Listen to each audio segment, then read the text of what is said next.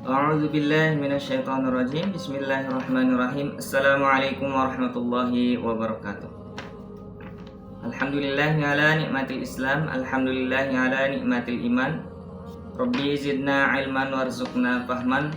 Allahumma faqihna fid din wa 'allimna ta'wil waj'alna min ibadikas sholihin. Pertama-tama, marilah kita bersyukur kepada Allah Subhanahu wa taala dengan mengucap alhamdulillahirabbil alamin. Bersalawat kepada Nabi dengan mengucap Allahumma shalli ala sayyidina Muhammad wa ala ali sayyidina Muhammad. Yang terhormat Bapak dosen pengampu mata kuliah Qiraatul Kutub, Bapak Gilang Mubarak. Baiklah, izinkan saya memperkenalkan diri terlebih dahulu. Nama saya Mizan Al-Haq Al-Faiz dengan NIM 231210133 dari kelas PAI 2D. Baiklah, di sini saya akan menjelaskan dan mengulik kandungan nahwu di dalam teks kitab Ushul Tarbiyah halaman 55. Baik, langsung saja. Bismillahirrahmanirrahim. Al-mabhatsu tsani tabi'atut tawjih at-tarbawi. Pembahasan kedua yaitu tentang hakikat bimbingan pendidikan. Innal insana yuladu 'alal fitrah. Sesungguhnya manusia itu dilahirkan menurut fitrahnya atau kodratnya. Kama qala, sebagaimana Nabi Muhammad bersabda, kullu mauludin yuladu 'alal fitrah fa abawahu yahudanahu aw yansoranahu aw yumajasanahu. Setiap manusia yang lahir itu mereka dalam keadaan fitrah. Orang tuanya lah yang menjadikan anaknya itu sebagai Yahudi atau Nasrani ataupun Majusi. Dari hadis ini kita pahami bahwasanya setiap manusia yang lahir itu dalam keadaan fitrah, artinya kita sudah dalam keadaan di jalan Allah Subhanahu wa taala, dan itu semua tergantung kepada ibu atau bapaknya atau kedua orang tuanya yang membimbing kita apakah kita akan masuk Islam, Majusi, Yahudi ataupun Nasrani. Begitu. Kemudian selanjutnya wa hadza ya'ni annal insan yahtaju ila man yumna fihi al-fadha'il. Yang artinya membutuhkan seseorang. Manusia itu membutuhkan sekali seseorang untuk mengembangkan kebaikan dalam dirinya. Kemudian wa yurabbiha 'alaiha wa yujannibuha al-hawa, membesarkan dirinya dan menjauhi dari hawa nafsunya. Liyafuza bima 'adallahu 'azza wa jalla kama qala ta'ala, sehingga dia dapat meraih apa yang telah Allah persiapkan untuk dirinya. Kama qala Allah ta'ala, sebagaimana firman Allah Subhanahu wa ta'ala, wa amma man khafa maqama rabbih wa nahan nafsa 'anil hawa fa innal jannata hiyal ma'wa. Dan adapun orang-orang yang takut kepada kebesaran Tuhannya dan menahan diri dari keinginan hawa nafsunya, maka sungguh surgalah tempat tinggalnya. Dari paragraf ini dapat kita simpulkan bahwasanya manusia itu sangat sekali membutuhkan bimbingan. Entah itu bimbingan dari orang tuanya, dari kerabatnya, dari sahabatnya, dari orang-orang yang ada di sekitarnya. Manusia itu sangat sekali membutuhkan. Kenapa? Karena manusia akan menuju jalan yang benar atau dia akan menyimpang jikalau orang terdekatnya juga menyimpang. Jadi bisa kita simpulkan bahwasanya pergaulan itu adalah sangat penting bagi kita. Jika kita ingin masuk surga, maka bergaulah dengan orang-orang yang mempunyai niat atau mempunyai jalan yang lurus untuk ke surga. Begitupun sebaliknya. Baiklah, selanjutnya Kama annal insya'a wal inma'a yahtaju ila siyaji yaqihi minar radha'ili allati qad tahattumu tilkal qulub. Permisalannya adalah sebuah bangunan. Nah, sebuah bangunan ini juga memerlukan pagar untuk melindunginya dari sifat-sifat yang buruk yang dapat mematahkan hati dan menghancurkan kebaikan yang ada di dalam dirinya. Hati kita atau jiwa kita dan raga kita ini dimisalkan seperti sebuah bangunan yang membutuhkan pagar. Nah, sama halnya tubuh kita atau jiwa kita, hati kita juga memerlukan pagar yang kuat agar tidak tergoda dari hawa nafsu ataupun godaan-godaan yang lain.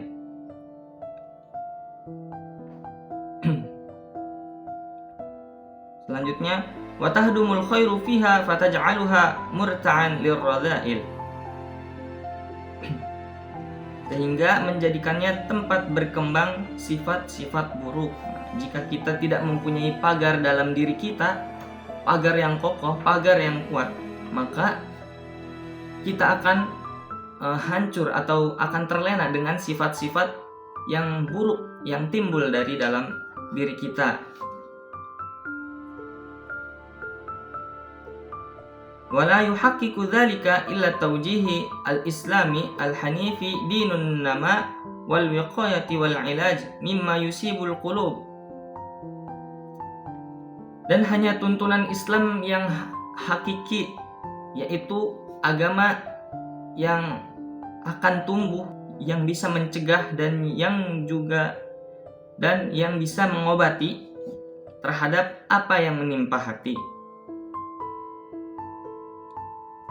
Min jara'i ittiba'il hawa, dan juga akibat rusaknya diri kita dari hawa nafsu. Wal ingimasi fis syahwat, dalam nafsu tadi. Wa tawjihil islami basyari wa itma'annani lil qulub. Nah, hal tersebut itu tidak akan mencapai tujuan dari kebaikan, atau jika diri kita rusak, entah kita menuruti hawa nafsu atau syahwat, maka itu semua akan menimpa hati kita dari kebaikan-kebaikan. Maka hati kita akan tertutup rapat dari kebaikan-kebaikan yang pernah kita lakukan. Wa yumkinu tafsilu dzalika fi ma yali. Dan hal ini dapat dirinci di bawah sebagai berikut. Awalan,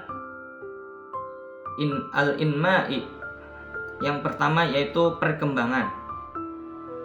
Innal Islam yuwajjihul insana ila tansyiati fi dawi tawjihatihi hatta la yahidu an jadatit thariq. Islam itu agama yang mengarahkan seseorang atau yang mengarahkan manusianya untuk mendidik sesuai dengan arahnya agar ia tidak menyimpang dari jalannya dan tidak terjadi pula sesuatu yang tidak diinginkan atau sesuatu keburukan.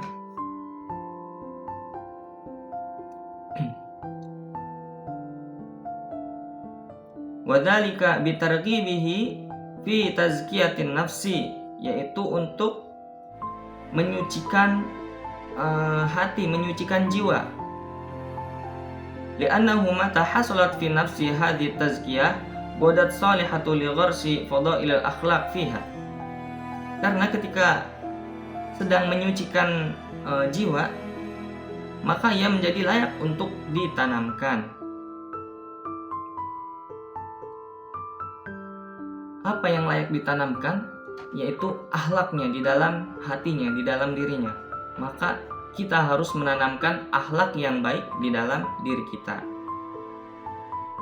Wa tahdhibu tiba'uha tahdhiban muslihan wa mawquman wa kabihan wa mujihan, dan menyempurnakan karakter yang kita punya, kemudian mengoreksi diri dan mengendalikan diri agar diri kita terarah. Wa tahdhibun nafsi, kemudian mendisiplinkan diri kita.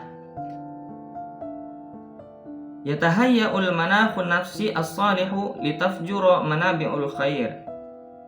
Maka kita harus menyiapkan mental. Untuk apa mental itu? Untuk menahan dari keburukan-keburukan yang ada. Jika ada sesuatu yang menimpa kita, keburukan yang menimpa kita, maka kita harus mempersiapkan mental tersebut. Mental yang kuat, maka tidak akan terjadi apapun pada diri kita ketika mental kita kuat. Begitu. Mungkin ini saja penjelasan dari saya tentang isi kandungan usul dari kitab Usul Tarbiyah halaman 55. Kemudian saya lanjutkan dengan kaidah nahwunya. Bismillahirrahmanirrahim. Di paragraf pertama yaitu ada kalimat innal insana yuladu 'alal fitrah. Nah, yang artinya sesungguhnya manusia itu terlahir dalam keadaan fitrah. Baiklah. Kandungan nahwunya yaitu yang pertama, di situ ada inna. Inna itu termasuk huruf inna ya, huruf-huruf yang menasabkan isim. Huruf inna ada 6. Inna, anna, ka'anna, lakinna, laita, dan la'alla. Innal insana yuladu 'alal fitrah. Innal insana. Nah, al insananya ini adalah isim inna. Mansub karena dia kemasukan huruf inna. Yuladu 'alal fitrah di sini sebagai khobar innanya. Khobar inna. Kenapa khobar inna? Karena yang menjelaskan al-insan. Nah, dalam khobar ini ada yuladu al fitrah. Yuladu fi'il mudhari' ala harfu jar, al fitrah sebagai majrurnya. Kemudian dari paragraf yang kedua saya akan membahas nahwunya. Wala yuhaqqiqu dzalika illa at-tawjih. Wala yuhaqqiqu dzalika illa at-tawjih. Yang pertama ada huruf waw. Waw di sini sebagai isim al-ibtidai atau isim huruf yang mengawali itu. Huruf yang mengawali. Al-istisnaf bisa kita sebut apa namanya? Ismul istisnaf atau ismul istibda, isim yang mengawali suatu kalimat. La yuhaqqiqu fi'lun nahyi illa. Nah, illa di sini sebagai huruf istisna.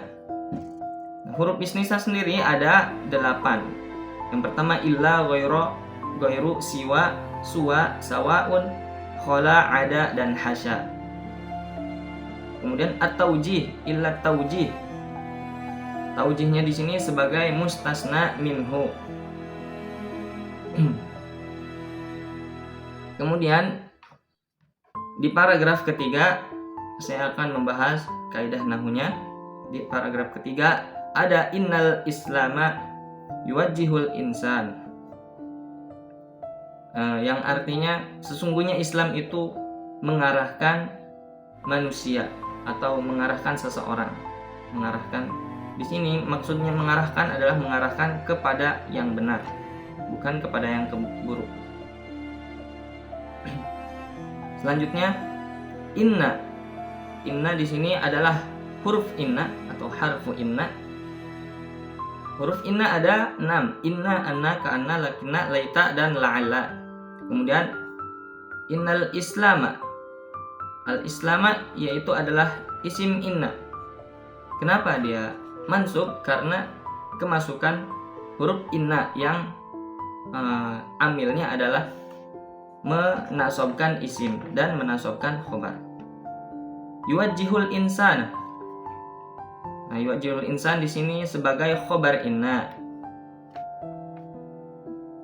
Khobar inna, dia juga di mahallin nasbi atau dalam keadaan nasab karena dia ketempelan atau kemasukan huruf inna. Mungkin itu saja penjelasan kaidah Nahwu dan penjelasan isi kandungan dari kitab Ushul Tarbiyah halaman 55. Sekian dari saya. Wabillahi taufiq wal hidayah. Wassalamualaikum warahmatullahi wabarakatuh.